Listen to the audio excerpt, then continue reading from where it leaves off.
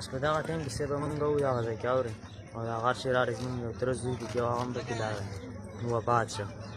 بس په یو چوکاله کېدلی خو هغه پکې پیله راووته یو ملګری راته لګیا و چې څلور ما چې ګاډی راویستې زما پکې وراره هم وویل او څلور ګاډي څلور ګاډي څلور مزدوران ګونډیالی کاس بس دا ټیم کې مونږ وو خپل تره زوی هم ترې ویوړم نور څه پاته راته نه لګي دا خپل ګاډی هم پکې وزدی اورې یو کې باره دی یو لګېدلی دی نور هم څه نه دي لیدلي بس ګاډی هم اوس باره کېده د هغې پسې راغلی نور تاسو څه معلومات شته چې دغلته مخکې ګاډي ولاړو د غره د راپرېوتو نه مخکې دغلته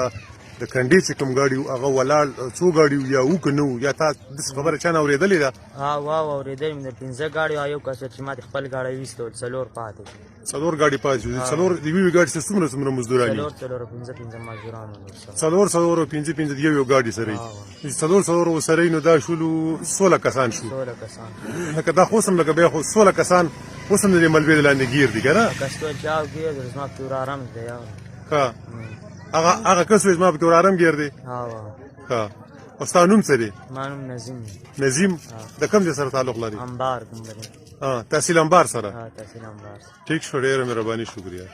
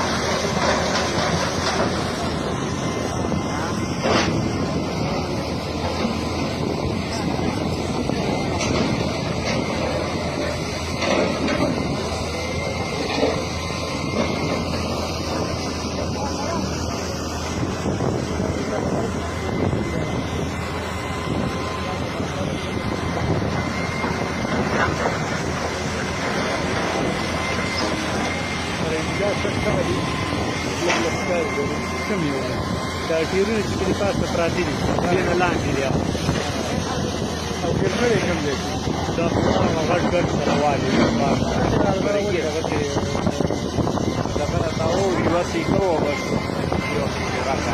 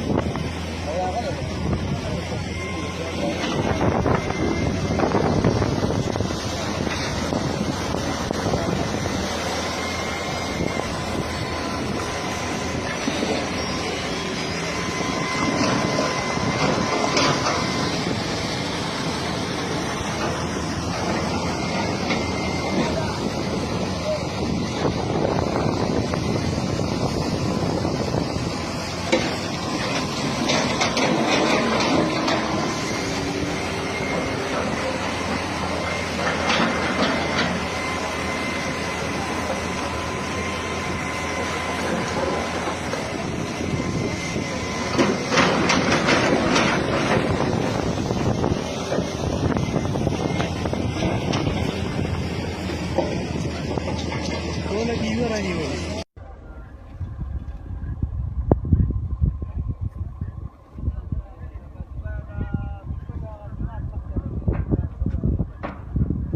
دا یا تاریخ